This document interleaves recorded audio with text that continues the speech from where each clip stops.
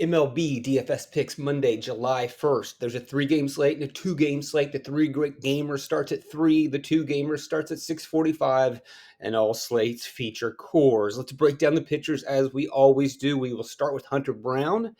I was talking about Hunter Brown at that Memorial Day moment and recommending him based on his advanced stats, not a traditional stats. I've again written about that at my free DK Network article over at DraftKings, and you can find it here. But to summarize, but before Memorial Day weekend, 1-4 with a 7.71 ERA. That was mainly because of a high walk rate. He was giving up too many home runs. So that was a little bit of bad luck, but also the 398 BABIP was also bad luck. Things have normalized. His stats are fine now. And guess what? The BABIP dropped 170 points, which is really significant. He's 4-1, a 147 ERA, 304 xFIP. Cut the walks in half. That's been big. Cut the home runs in half, which more was just, that would normalize. The balls would stop flying out at an alarming rate, and he has been a stud ever since. You like him against the Blue Jays today. Next guy, Yariel Rodriguez. This is the veteran Cuban pitcher, pitched in Japan forever. Toronto brought him in as a flashy move, and it's not working out. He's been terrific in the minors. Awesome. They can't leave him down there. But then they called him up again last week, and he threw 70 pitches in the first inning against the Guardians. And then his next start against Boston, he only pitched 1 inning before the game was called due to rain. I think you got to love the top of the Houston order. Rodriguez may figure it out at some point, but today against Houston, 2 innings into being called back up, I think this is a terrible spot for him, and Houston's going to be a great pivot away from playing Rockies. So Altuve, Bregman, Jordan Alvarez, all these guys at the top of the order are going to be fine. And you can even go with some of the cheaper plays as well.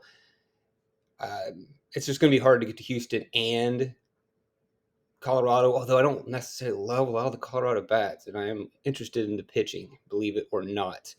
Let's go back over, and we'll talk about David Peterson. David Peterson, major hip surgery in the offseason. He's been back for, 4 starts now, and he has been pretty good in those 4 starts. Very solid, 367 ERA. The one thing we worry about is his K rate, 17%. Last year and the year before that, as he's coming up as a, maybe the next big thing, at 10 Ks per 9. But so far this season, the strikeouts are down. And we look at David Peterson, it's just 6.7. Mainly a fastball pitcher, and this fastball still has velocity. But the thing that we have noticed is that, look, the walk rate is really high. And if you look at his splits, the issue is his changeup and curve have not been as effective this year. And the reason his changeup and curve have not been as effective this year is because he's not locating it. 4.3 walks per 9, walked 5 Yankees in his last outing. He did get the strikeouts that we have been looking for in that matchup, but the control issues are probably the reason why his swinging strike rate is down 3% this season from where it was last year. Where is it at 9%? It was at 12% in previous years. It could come back once he starts locating his changeup and curve. The good news is he's facing the Nationals, and the Nationals do not hit left-handed pitching very well, as we can see. 112 ISO, 288 WOBA, 81 WRC plus, 22% K rate. Cold over the last games. Peterson should be fine. And if you look at the walk rate, they are 25th in walk rate against lefties, so that's going to help out Peterson in that play. Going next to Mackenzie Gore, who has been terrific this season. Another one of these amazing young national arms, but he's in a terrible spot. He's facing the Mets, and the Mets are really good against left-handed pitching. They don't strike out that much. 181 ISO, 342 WOB, 126 WRC plus. So, you want to go with the great pitcher or the team that's great against lefties. And for me, I would much rather not play Gore, and you're going to be attracted to the Mets. And the reason why, you look at Gore's last 2 starts, they have not been good. Last 2 outings are bad. And if you go back to the beginning of June when he last faced the Mets put 6 runs on the board against him. And as I mentioned, the Mets hitting pretty well. Let's see if we can find some of these Mets hitters that we would talk about really quickly. and you see some really strong numbers against lefties. Look at these numbers against lefties. So, maybe you don't want to mess with it today, but although I think you're going to have to on such a small slate. But do keep in mind, I mention this always on the podcast, that these guys kill left-handed pitching. Gore could probably be one of the guys that may be able to handle them, but he hasn't. So we like Astros. You're going to play Coors Field, but also the Mets versus lefties, it's more than a thing. It's a big thing. Bryce Wilson. I wrote about him as well in the article. And you may remember him as a top 100 prospect or a playoff hero during those COVID playoffs. And then it just didn't work out with the Braves. They traded to Pittsburgh, and now he's with Milwaukee, back in start of the year in the relief, moved into the rotation at the end of April. It's been pretty serviceable, just 2 bad outings. Although one of those bad outings was 2 games ago where he allowed 3 home runs, which again is a big red flag. Guy allowed probably a little too many home runs pitching in Colorado. That's a little scary, isn't it? So his home runs per 9 is 1.5. That is a little worrisome, but he is facing a Colorado team that strikes out 26% of the time. He's not the biggest strikeout pitcher. He's more of a sinker ball guy, but the sinker ball guys can get it to work. 3.89 ERA. His advanced numbers aren't that great, but he is making it work for the most part.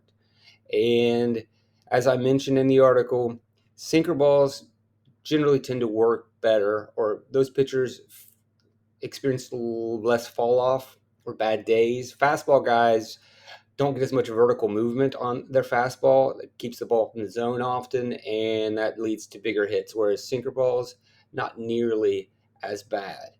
And he also throws a cutter. Cutter slider guys do pretty well because those balls move horizontally, and so the altitude doesn't affect the pitch as much. So from that standpoint and the matchup, he could be able to be serviceable. Last outing, 6 innings pitched, only 4 strikeouts, but he only gave up 3 hits. He's pitching well, and Colorado are not world beaters. You want to be a little bit different and target Bryce Wilson. I don't think it's that crazy. And then last, Austin Gomber. We're all pretty familiar with Gomber, the bomber allower. He's been serviceable as well, just in his career at Colorado. Sometimes he blows up, sometimes he doesn't blow up. One of the interesting numbers with Gomber this season is that his ERA is 3.57 at home and 5.44 on the road. It was the opposite in 2023, which is normally the case. Colorado pitchers pitch better away, but Gomber is actually doing fine at home. But it is really strange, and it feels like it's slightly fluky because if you look at his home xFIP, which again adjusts for parks, is 483. It's actually higher, and that's looking more at the advanced metrics at what he's doing, and that suggests that maybe he has been getting a little bit lucky. And it is really weird because if you look at his hard contact at home, it's actually 15 percentage points higher, 42%. And yet his ERA is significantly lower despite allowing a hard contact. Something doesn't add up. Overall, though, he hasn't been terrible. And I know, I'm not playing Gomber. We're not playing Gomber. Well, it's not that easy because Milwaukee is not good against left-handed pitching. They should be, but they're not. You look, they got plenty of right-handed bats but they don't do anything. We look at the Milwaukee suggested lineup at the moment. Ortiz, okay, that works, halfway decent. But Wilson or William Contreras, no. Yelich is fine, and I think you're overpaying, but still, you're going to get bullpen work. He's Christian Yelich. But Adames doesn't, he's a guy that hits right-handed pitching. All of these guys hit right-handed pitching. So there is a case where Gomber could make this work. It's very interesting. It's intriguing, although Gomber, not really great against righties. But a case can be made if you want to take 2 of these cheap pitchers in Colorado just so you can stack offense. Not the craziest thing in the world. Thanks for joining me, guys. Have a wonderful Monday.